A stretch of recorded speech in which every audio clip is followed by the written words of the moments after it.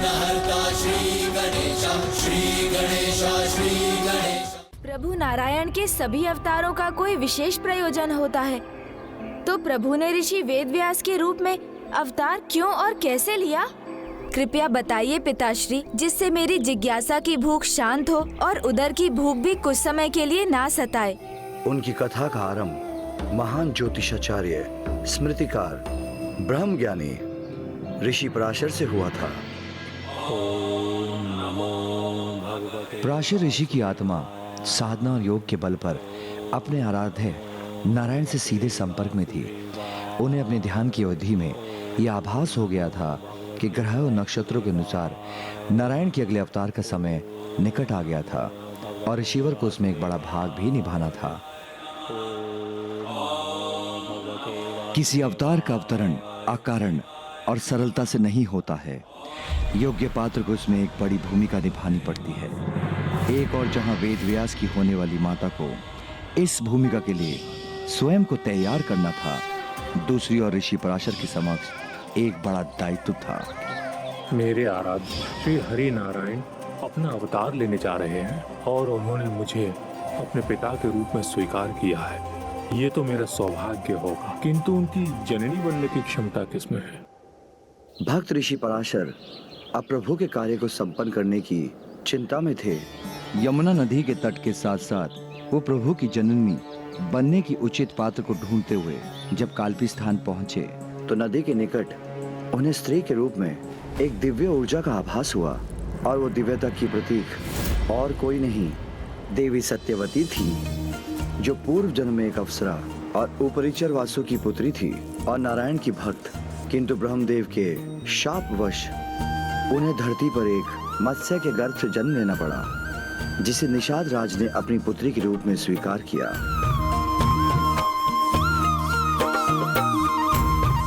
जब देवी सत्यवती से मत्स्य गंध उन तक पहुंची तो ऋषि पराशर दिव्य दृष्टि से देवी सत्यवती के जीवन से परिचित हो गए।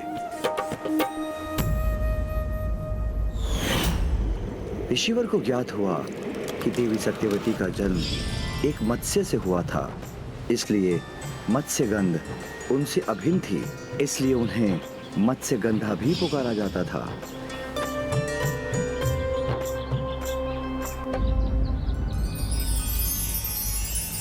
प्रणाम ऋषिवर, मैं आपकी क्या सहायता कर सकती हूँ? सकारात्मक ऊर्जा, पावन प्रभा मंडल की धनी ये देवी तो सर्वगुण संपन्न है। प्रभु के अवतार को पृथ्वी पर लाने के लिए देवी इस संसार में महत्वपूर्ण घटना घटित होने वाली है, जिसके सफल क्रियान्वयन के लिए स्वयं प्रभु विष्णु अवतार लेने वाले हैं। मेरा निवेदन है कि आप जननी बनना स्वीकार कीजिए, मेरे पुत्र की जननी, प्रभु नारायण के अगले अवतार की जननी। ऋषिवर, मैं आपका सम्मान करती हूँ, परंतु मैं आपके इस प्रस्ताव को कैसे स्वीकार कर सकती हूँ? यदि मैंने ऐसा किया तो ये समाज मुझे कदापि क्षमा नहीं करेगा और मुझे पग पग पर अपमान सहना पड़ेगा। देवी, मुझे आपकी इस दुविधा का आभास है। पुनः आपसे निवेदन करता हूँ कि आप मेरे इस प्रस्ताव को स्वीकार करें, क्योंकि इसमें सृष्टि का कल्याण निहित है। मुझे ज्ञात है कि यह स्वीकार करना कितना कठिन है, किंतु इस दिव्य प्रयोजन के लिए परमात्मा ने स्वयं आप योग्य जानकर आपका चुनाव किया है। हमारा जन्म इसी उद्देश्य से हुआ था कि हम प्रभु नारायण के इस अवतार के अवतरण का माध्यम बन सकें। आप एक दिव्य पुरुष प्रतीत होते हैं, आपकी सहायता करना मेरा सौभाग्य होगा। क्या आप मुझे अपनी नौका में इस नदी के मध्य ले जा सकती हैं?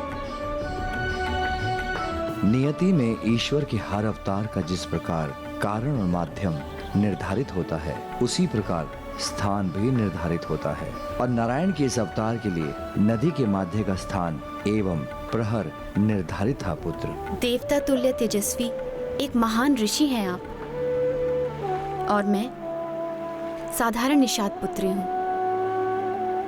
विश्वास नहीं होता, इस महान कार्य में भाग लेने के लिए आप मुझसे अनुरोध कर रहे हैं। मुझसे प्रबल मत्स्य गंध प्रवाहित होती है, इसीलिए सभी मुझे मत्स्य गंधा कहकर भी पुकारते हैं, और ऐसे में किसी को मेरे निकट आना कहाँ स्वीकार होगा?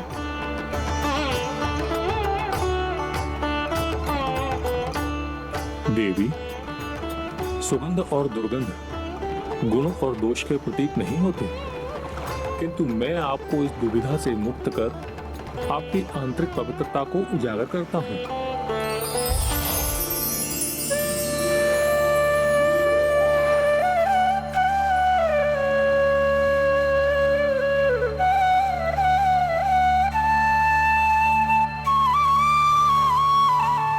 आश्चर्य ऋषिवर, नदी के मध्य मुझे उपवन से सुगंध आ रही है। ये आपकी आत्मा की पवित्रता की सुगंध है देवी।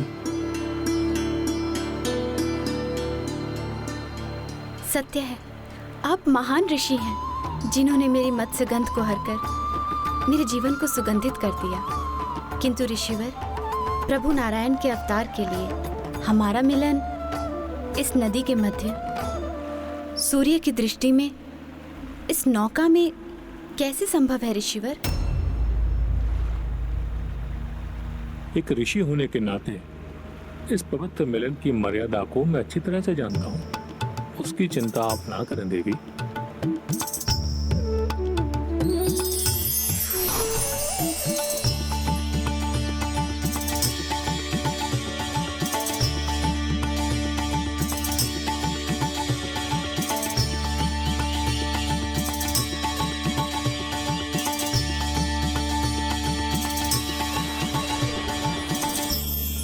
मुझे आप पर पूरा विश्वास है ऋषिवर। इस संयोग से हमारा पुत्र आपके समान ज्ञानी और बुद्धिमान होगा। ज्ञानी ही नहीं, महाज्ञानी पुत्र होगा आपका, जो समस्त ज्ञान का विस्तार करेगा। अंततः वो पावन घड़ी आ ही गई थी जब नारायण को एक ऐसे महाज्ञानी महिषी के रूप में अवतार लेना था, जिनके हाथों अत्यंत महत्वपूर्ण ग्रंथों एवं महाकाव्य की रचना होने वाली थी। नारायणाय सुरमंडन मंडनाय, नारायणाय सकल स्थिति कारणाय, नारायणाय भवभीति निवारणाय, नारायणाय प्रभवाय नमो नमस्ते।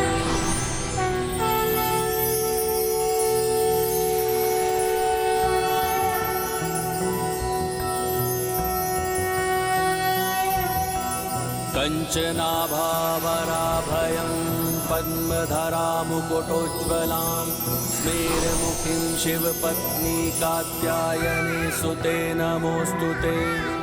पटाम्बर परिधानां नानालङ्कारभूषितां,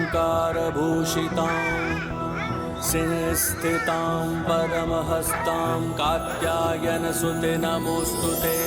परमांगदमयी देवी परब्रह्म परमात्मा परम शक्ति परम भक्ति कात्यायन सुते नमोस्तुते।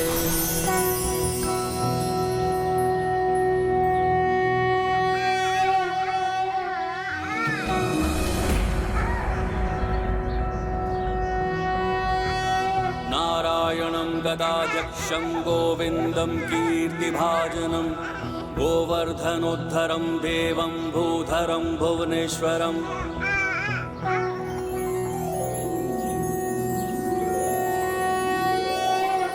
सा सा सा रे सा सा सा सा रे सा सा सा रे सा सा सा रे सा सा सा सा रे सा सा सा सा रे सा सा सा रे सा सा सा रे सा सा सा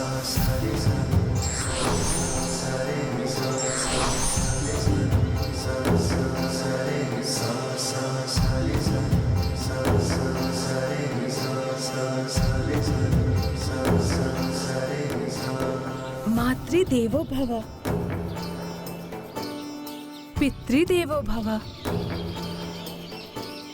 आपका जन्म कृष्ण वर्ण में हुआ है, अतः मैं आपको नाम देता हूँ कृष्ण द्वैपायन।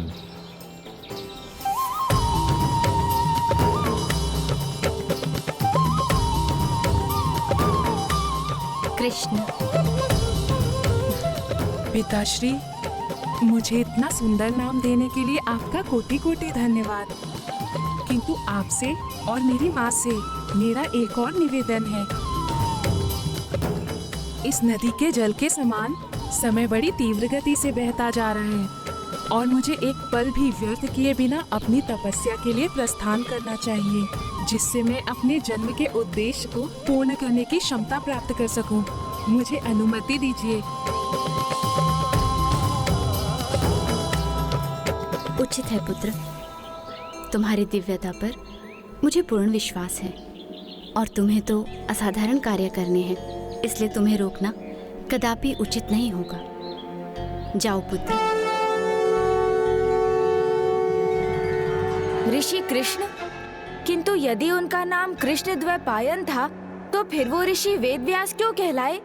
क्योंकि पुत्र, ऋषि कृष्ण द्वैपायन के जन्म के समय वेद एक ही थे।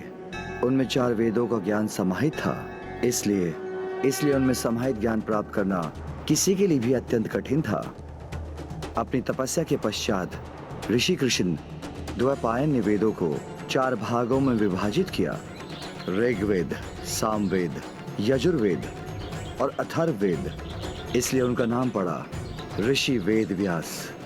4 भागों में वेदों को बांटकर उन्होंने सभी के लिए उनका अध्ययन सरल बना दिया, जिससे कलयुग में भी सभी उन्हें पढ़कर उनका ज्ञान प्राप्त कर सकें, उन्हें समझ सकें। उसके बाद उन्होंने 18 पुराणों की भी रचना की, इसलिए संसार ने उन्हें गुरु की उपाधि दी। उनके जन्म दिवस आषाढ़ मास की पूर्णिमा को गुरु पूर्णिमा के रूप में मनाया जाता है।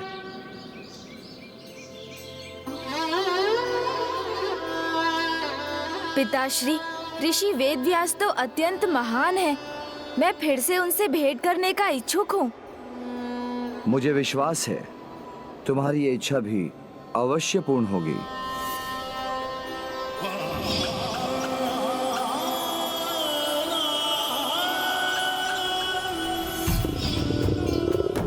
किंतु अभी तो मैं माँ से भेंट करना चाहता हूँ, उनके हाथ का बना भोजन जो प्राप्त करना है मुझे। जब तक ऋषिवर की कथा सुनने में व्यस्त थे, तब तक तुम्हें भोजन का ध्यान नहीं आया, और अब फिर से भोजन का स्मरण हो आया। मैं विवश हूँ पिताश्री।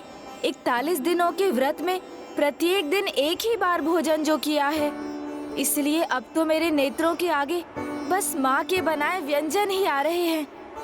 मोदक, खीर, पूरी और मेरी नासिका को तो उनकी सुगंध भी मिल रही है। वो इसलिए पुत्र कि हमारी यात्रा अब समाप्त होने वाली है। हम कैलाश पहुंचने वाले हैं।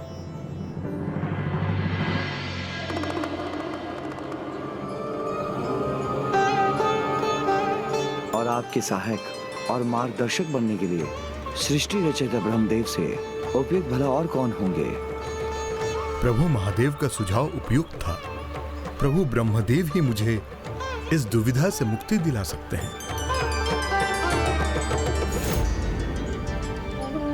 ओम ब्रह्मदेवाय नमः।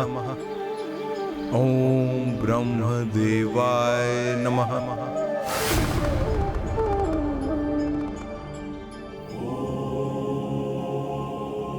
माँ। पुत्र। प्रणाम माँ। बहुत लंबी यात्रा से लौटे हैं हम। बहुत भूख लगी है। शीघ्र कुछ स्वादिष्ट भोजन परोस दीजिए ना।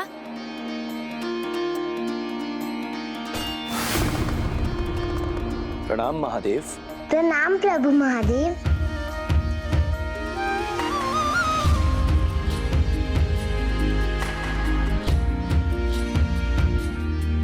पिताश्री, आप भी आसन ग्रहण कीजिए। माँ ने अवश्य हमारे लिए बहुत स्वादिष्ट पकवान तैयार किए हैं। इस स्वादिष्ट भोजन की सुगंध तो इतनी प्रबल है कि यहाँ से दक्षिण भैया कार्तिकेय तक पहुँच जाएगी। आइए पिताश्री, आपको भी तो भूख लगी होगी। माँ, अब शीघ्रता कीजिए ना।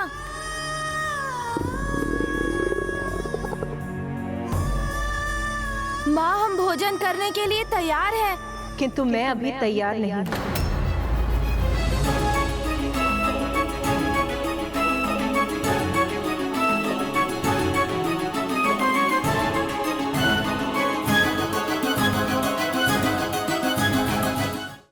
हाँ देवी अन्नपूर्णा, गणेश इतनी दीर्घ अवधि के व्रत के उपरांत बहुत भूखा है। स्वामी, एक माँ ही होती है जो अपनी संतान की हर एक इच्छा उसके बिना बोले समझ जाती है। मेरा हृदय जानता है कि कितने समय से मेरे पुत्र ने मेरे हाथों का पकवान तो क्या, मेरे हाथ की खीर तक नहीं खाई।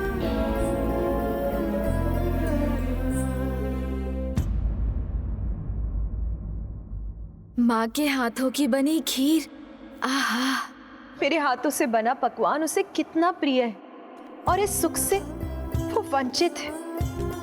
किंतु वो तो कैलाश से बहुत दूर है। दूर? कैलाश से? कहाँ? मैं तो यहीं बैठा हूँ आपके समक्ष, भूखे पेट, भोजन के लिए उत्सुक। मुझे पुत्र गणेश के साथ पुत्र कार्तिकेय की भी चिंता है। वो भी तो मेरे हाथों का भोजन करने के लिए ललाहित होगा। फिर आप उसे क्यों नहीं बुलाते स्वामी? ओह, अब समझा। माँ मेरी नहीं, भैया की बात कर रही है। वाह भैया वाह, माँ को अपना स्मरण कराने का कोई और अवसर नहीं मिला था आपको? प्रिय, कर्म के दर्पण में ही व्यक्ति का चरित्र प्रतिबिंबित होता है। वर्षा, ताप और बवंडर में भी पर्वत अटल अचल खड़ा होकर अपना कर्तव्य निभाता है। उसी प्रकार आपका पुत्र कार्तिकेय भी दक्षिण में असुरों से संसार की रक्षा के लिए अपने कर्तव्य पर अडिग खड़ा है। अब आप ही बताइए, क्या हम उसके कर्तव्य से उसे विमुख कैसे कर सकते हैं? और मेरे कर्तव्य का क्या स्वामी? मेरी संतान, मेरे पुत्र के प्रति मुझे अपने पुत्र की चिंता है, जिसे आप अपने इन शब्दों से शांत नहीं कर सकते स्वामी। यहाँ उसका संपूर्ण परिवार भोजन करे और वो वहाँ अकेला इस सुखकारी अवसर का भाग नहीं बन सके। नहीं स्वामी, ये मुझे स्वीकार नहीं है। माँ की ममता, उसकी संतान के प्रति उसके स्नेह के पावन भाव का मैं सम्मान करता हूँ, किंतु वो पावन भाव आपके पुत्र के प्रण को भंग करे, उसके कर्तव्य में बाधा बने, ये उचित नहीं होगा। उचित है स्वामी, मैं उसके कर्तव्य में बाधा नहीं बनूंगी, किंतु मैं अपने कर्तव्य को भी भंग नहीं होने दूंगी। इसीलिए जब तक मेरा पुत्र मेरे हाथों से ये भोजन प्राप्त नहीं करेगा, मुझे भी भोजन करना स्वीकार नहीं है स्वामी।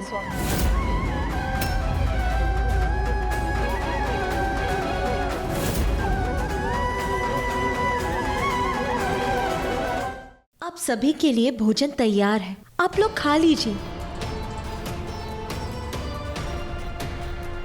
माँ भोजन नहीं करेंगी?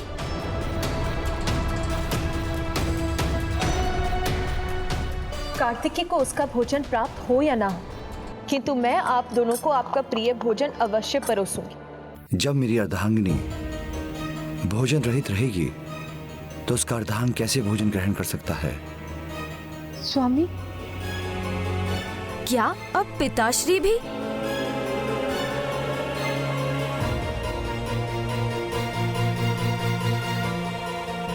यदि मैं वहां जाकर उनसे कहूं कि मैं भी भोजन ग्रहण नहीं करूंगा, तो संभवतः माँ एवं पिताश्री अपने इस हट को त्याग देंगे। जब मेरा पूरा परिवार ही भोजन नहीं करेगा, तो फिर मैं भी कैसे कुछ खा सकता हूँ माँ? पुत्र, मैं भी कुछ नहीं खाऊंगा।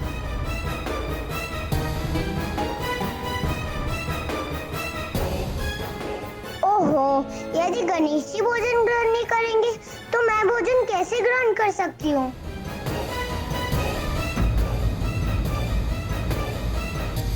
ओम ब्रह्मदेवाय नमः। ओम ब्रह्मदेवाय नमः। ओम ब्रह्मदेवाय नमः। ओम ब्रह्मदेवाय नमः। शान्तिरन्तरिक्षं शान्तिः पृथ्वी शान्तिरापः ओम ब्रह्मदेवाय नमः। शान्तिः वनस्पतयः शान्तिः ब्रह्मदेवाय नमः। ओम शान्तिः शान्तिः शान्तिः।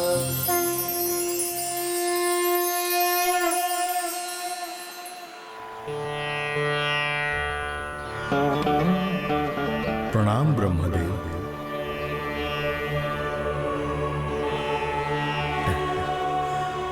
ऋषिवर वेद व्यास, आपके स्मरण और आवाहन का क्या कारण है? वेदों के विभाजन और 18 पुराणों में ज्ञान, दर्शन, न्याय और अर्थशास्त्र संबंधित ज्ञान को लिखने के पश्चात भी मेरे अंदर एक अपूर्णता का भाव है। किंतु प्रभु महादेव ने ऐसा संकेत दिया कि शीघ्र ही मुझे पूर्णता का आभास होगा, एक नवीन रचना के साथ। देवादिदेव महादेव ने ऐसा भी कहा है कि केवल आप ही मेरा मार्गदर्शन कर सकते हैं। महादेव का संकेत कभी भी मिथ्या नहीं होता ऋषिवर। अब समय आ गया है उस महाकाव्य की रचना का, जो आपके हृदय और मस्तिष्क में कब से जन्म ले चुका है। आपके विचलित होने का कारण भी यही है। लोक कल्याण के लिए आप आतुर हैं, उसे संसार के सामने लाने के लिए। आपके वेदों का ज्ञान इतना विशाल है कि उसका ज्ञान आपके भीतर एक नवीन रचना को मूर्त रूप देने के लिए उत्सुक है। इसलिए आपको ऐसे महाकाव्य की रचना करनी होगी जो आने वाले युगों में सरल ज्ञान से सभी का जीवन प्रकाशित करेगा।